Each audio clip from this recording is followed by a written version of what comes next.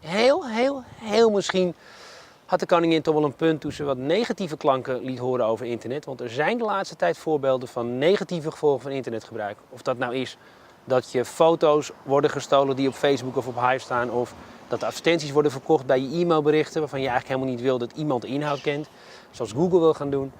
Er zijn steeds meer voorbeelden van problemen met eigenlijk eigendom, digitaal, van jou op internet staat. En een kenner op dat gebied is advocaat Andrew Bridges. Hij is een legende in Silicon Valley sinds hij meer dan 10 jaar geleden de eerste rechtszaak won van de platenindustrie tegen de maker van de eerste MP3-speler.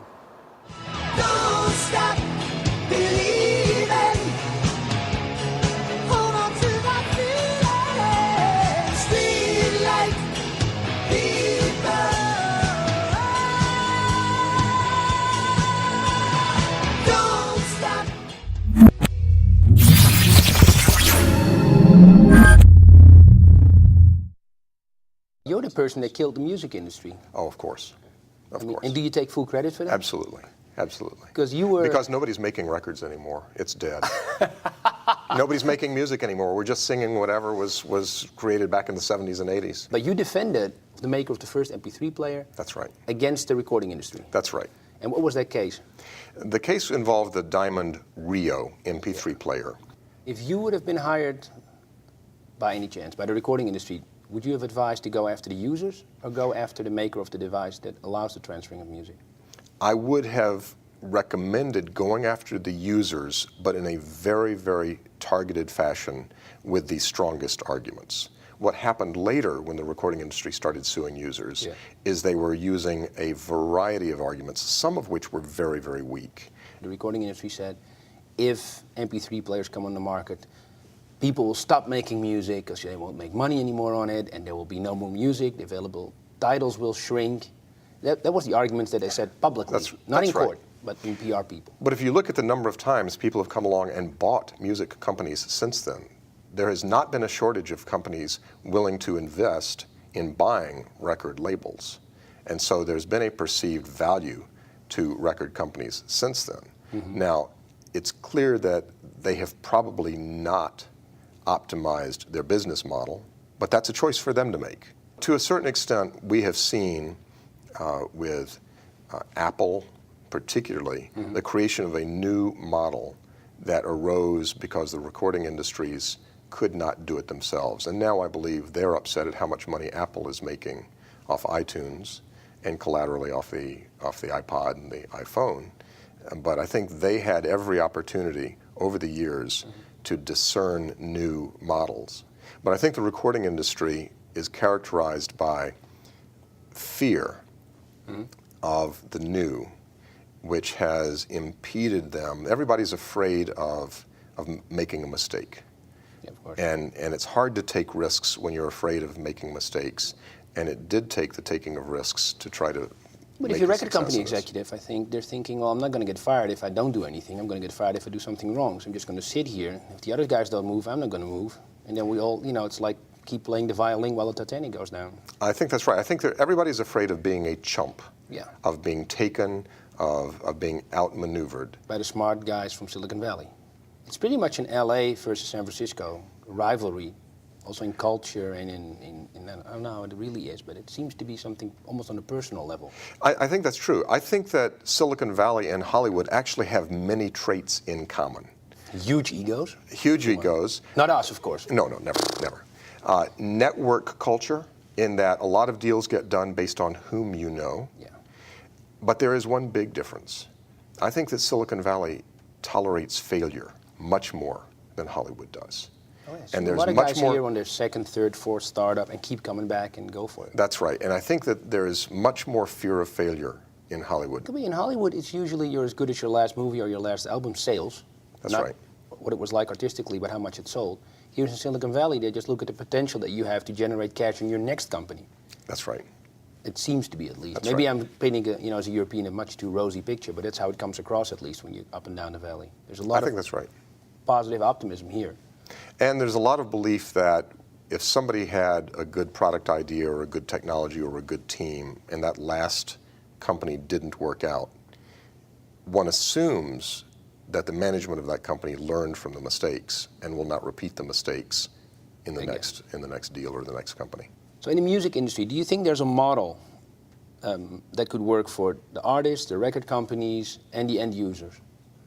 I think there has to be, because there's a lot of great music out there, and there are a lot of people out there wanting great music, and I think willing to pay for great music. Really? And do you think people want to pay, even Dutch people?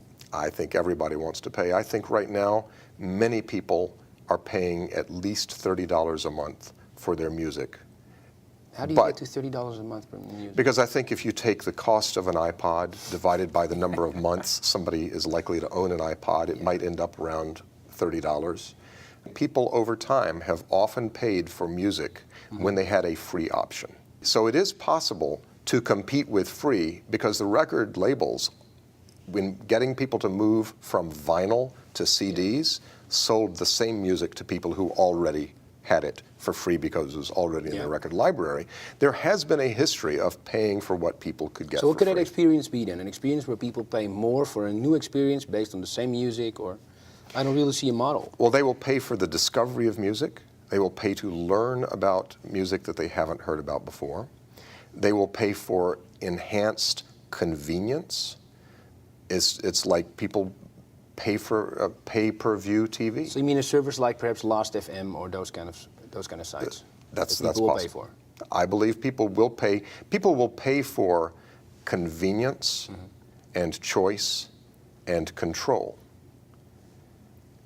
One thing about Hollywood is that there are many, many, many people whose income depends on their getting a slice of somebody else's money.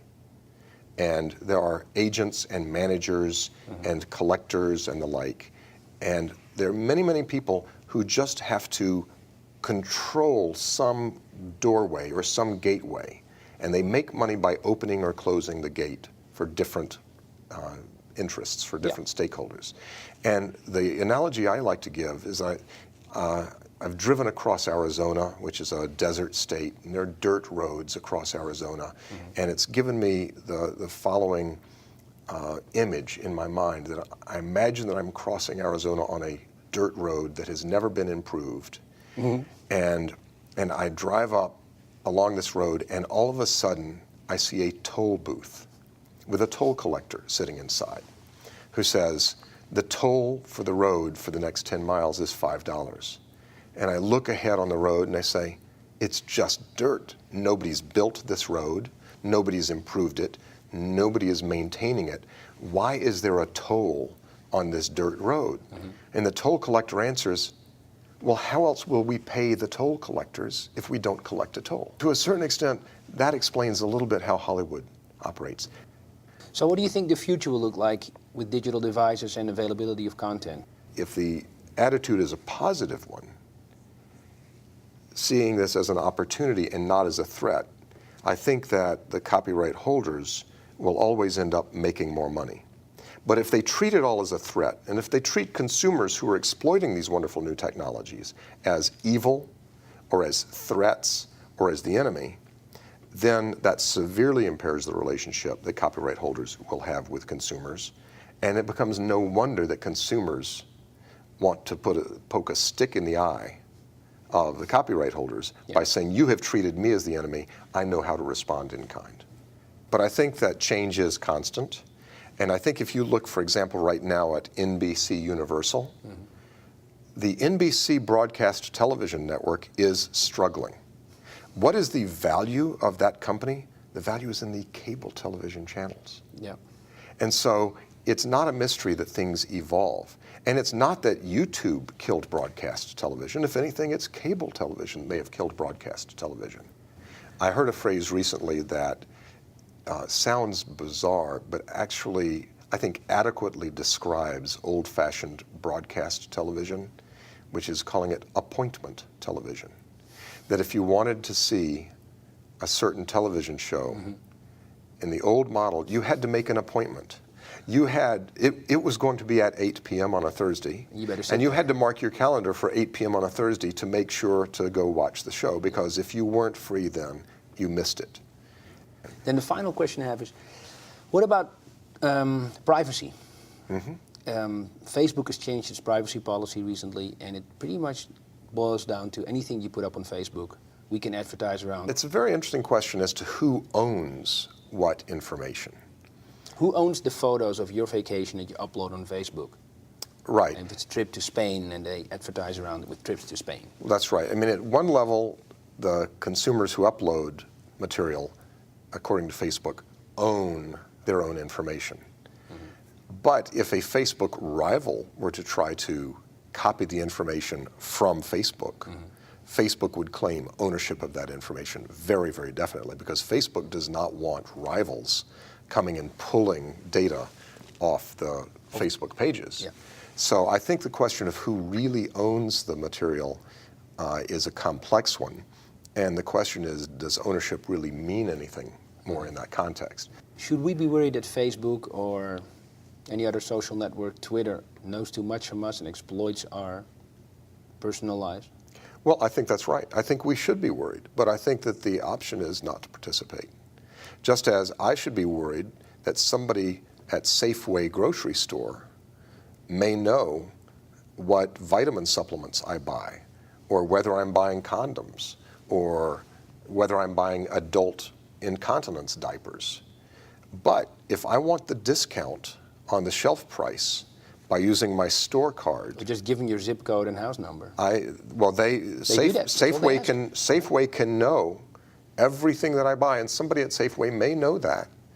And I have struck a bargain that I might save $8 or $15 or $40 on a grocery shopping trip by surrendering my privacy. That would be one hell of a shopping spree, by the way, to get condoms and incontinent diapers. Well, that's right. That would raise a lot of questions. I think everybody needs to be careful about any information they give to other persons. It's not going to be so much a legal issue as a trust and reputation issue.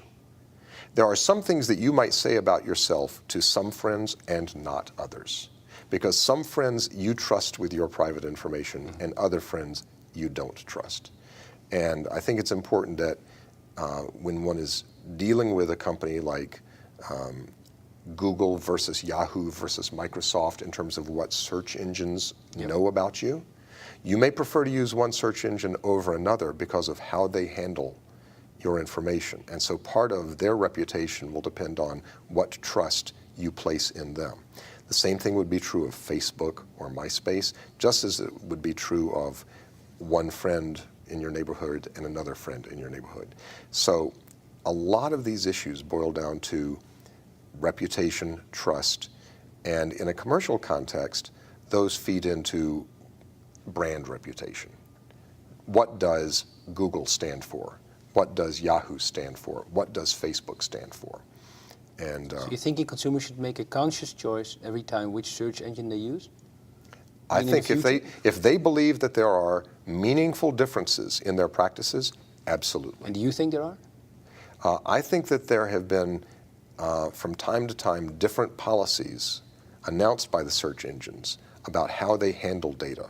That if somebody is concerned about the handling of data, then that difference among search engines may outweigh any differences in the functionality of the search engine. All right. Well, thanks a lot for your time. You're welcome. Thank you.